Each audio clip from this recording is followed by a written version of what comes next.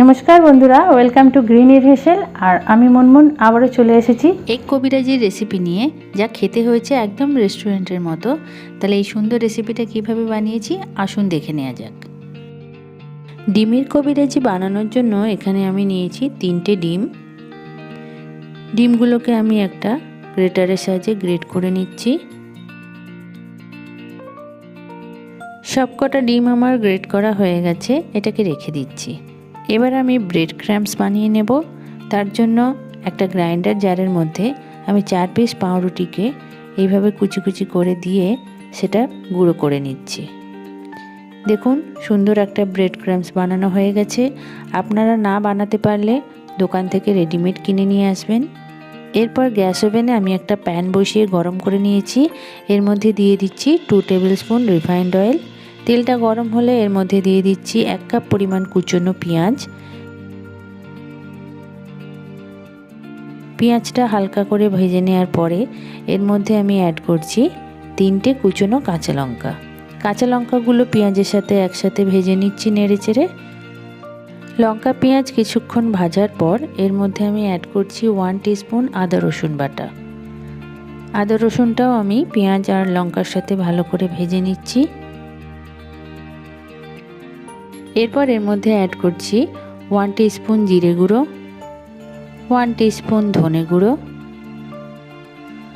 Half teaspoon গোলমরিচ গুঁড়ো, half teaspoon গরম মশলা পাউডার, আর স্বাদ মতো নুন, আর একটু সামান্য হলুদ গুঁড়ো।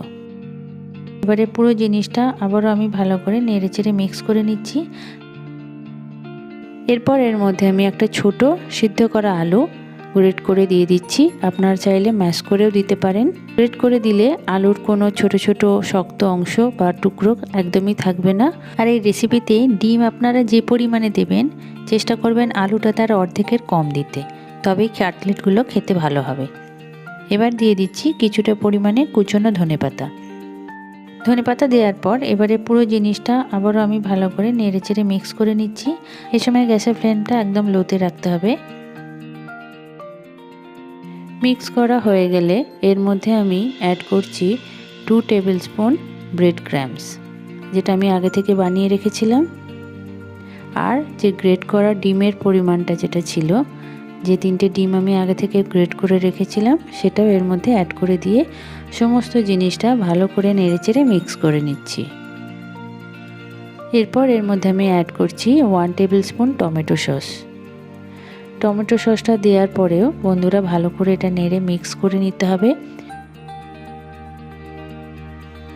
মিক্স করা হয়ে গেছে। এবার আমি পুরো জিনিসটা গ্যাস ওভেন থেকে নামিয়ে ঠান্ডা করে নিচ্ছি। আমি কাটলেটের পুরটা ঠান্ডা করে নিয়েছি। এবার এটা ভালো করে হাত দিয়ে মেখে নিচ্ছি। এই সময় যদি আপনাদের মনে হয় মাখতে গিয়ে পুরটা নরম আছে, তাহলে আপনারা আরেকটু ব্রেড ক্রাম্বস এর মধ্যে অ্যাড করে জিনিসটা টাইট করে নিতে পারেন। হাতে একটু তেল লাগিয়ে নিয়েছি। আর এবার তেল লাগানোর পরে আমি কাটলেটগুলো তৈরি করে নিচ্ছি। কাটলেটটা তৈরির সময় আপনারা আপনাদের পছন্দ মতো শেপে বানাতে পারেন এবং পছন্দ মতো সাইজে বানাতে পারেন। আমি এটা মোটামুটি মিডিয়াম সাইজের বানাচ্ছি, খুব বেশি বড় বানাচ্ছি না। তো আমি দুটো হাত দিয়ে প্রেস করে করে একটা কাটলেটের শেপ দিয়ে দিয়েছি। দেখুন, একটা ওভাল শেপের আমি কাটলেট বানিয়ে ফেলেছি। ঠিক একই রকমভাবে আমি এখানে 5টা কাটলেট বানিয়ে নিচ্ছি। 3টে ডিম দিয়ে আমার এখানে 5টা কাটলেট তৈরি হয়ে গেছে। এবার একটা প্লেটের মধ্যে ব্রেড ক্রাম্বটা আমি ঢেলে নিলাম। এবার আমি এই ব্রেড ক্রাম্বসের মধ্যে অ্যাড করছি সামান্য পরিমাণে একটু নুন আর সামান্য একটু গোলমরিচ গুঁড়ো। নুন গোলমরিচ গুঁড়ো আমি ব্রেড ক্রাম্বসের সাথে ভালো করে মিশিয়ে নিচ্ছি। এবার এই পাউরুটির গুঁড়োর মধ্যে আমি এক এক করে কাটলেটগুলো দিয়ে কাটলেটের গায়ে একটা কোটিং করে নিচ্ছি। আপনারা চাইলে এটা করার পরে ডিমের গোলায় চুবিয়ে আবার একটু কোটিং করে নিতে পারেন। আমি সেটা করলাম না, আমি সরাসরি ভালো করে এর গায়ে কোটিংটা করে নিচ্ছি শুধু পাউরুটির গুঁড়ো দিয়েই। একটা করা হয়ে গেছে। ঠিক একই রকমভাবে আমি বাদবাকিগুলো করে নিচ্ছি। এবার কাটলেটগুলোকে একটু সেট হওয়ার জন্য আধ ঘন্টার জন্য ফ্রিজে রেখে দিচ্ছি। এবার একটা প্লেটের মধ্যে 2টো ডিম আমি ভেঙে নিয়েছি। এর মধ্যে দিচ্ছি সামান্য একটু নুন আর সামান্য একটু গোলমরিচ গুঁড়ো, আর দিচ্ছি হাফ টিস্পুন আদা রসুন বাটা। ডিমের মধ্যে আমি নুন, গোলমরিচ এবং আদা রসুন বাটা মিক্স করে নিয়েছি। এবার এর মধ্যে দিয়ে দিচ্ছি 1.5 চামচের মতো কর্নফ্লাওয়ার। কর্নফ্লাওয়ার না থাকলে আপনারা অ্যারারুট ইউজ করতে পারেন। কর্নফ্লাওয়ারটা ভালো করে ডিমের গোলায় মিক্স করে নেওয়া হয়ে গেলে একটা প্যানের মধ্যে আমি সাদা তেল গরম করে নিয়েছি। এর মধ্যে আমি এক এক করে কাটলেটগুলো ছেড়ে ভেজে নেব। তো একটা কাটলেট আমি ছাড়ার পরে কয়েক মিনিট অপেক্ষা করার পরে উল্টে দিচ্ছি। সাথে সাথে উল্টাতে যাবেন না, ভেঙে যেতে পারে, খুব সাবধানে এটা করতে হবে এবং এই সময় গ্যাসের ফ্লেমটা একদম লোতে রাখবেন।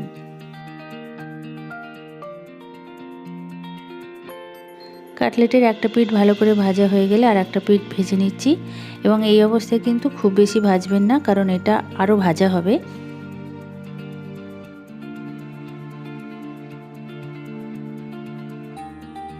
এবার তুলে নিচ্ছি খুন্তির সাহায্যে।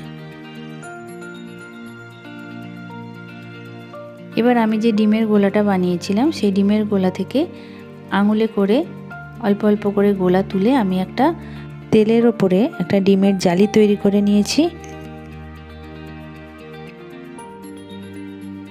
এই জালির মধ্যে আমি কাটলেটটা আবারও ডিমের গোলায় একটু চুবিয়ে নিয়ে দিয়ে দিলাম। এই সময় গ্যাসের ফ্লেমটা একদম লোতে রেখেছি, তাহলে কিন্তু তলাটা পুড়ে যেতে পারে, তাহলে জালিগুলো খেতে কিন্তু ভালো হবে না। এবার এই ডিমের জালিটা দিয়ে আমি কাটলেটটাকে চারধার থেকে মুড়ে দেব।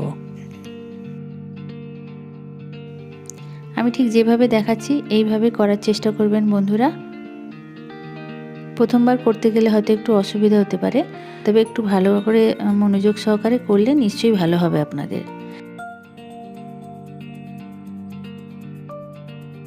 একটা কবিরাজি কাটলেট আমার সম্পূর্ণ তৈরি হয়ে গেছে। প্লেটের মধ্যে সেটা আমি সার্ভ করে নিয়েছি। আপনারা দেখলেন কত সহজে আমি বাড়িতে কবিরাজি কাটলেট অর্থাৎ ডিমের কবিরাজি বানিয়ে ফেললাম। আপনারাও চাইলে এটা খুব সহজেই বাড়িতে বানাতে পারেন।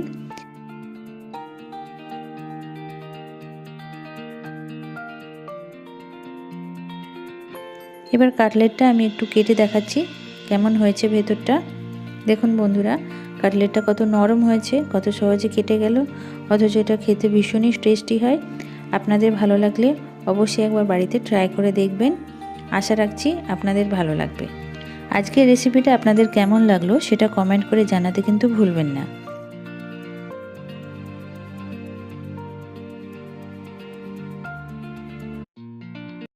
তাহলে আমার রেসিপিটা যদি ভালো লেগে থাকে লাইক এবং শেয়ার করবেন, আমার চ্যানেলটাকে ভালোবেসে সাবস্ক্রাইব করবেন। তাহলে আজকের মতো বিদায় নিচ্ছি, আবার ফিরে আসবো সুন্দর একটা রেসিপি নিয়ে। সবাই ভালো থাকবেন, সুস্থ থাকবেন। নমস্কার।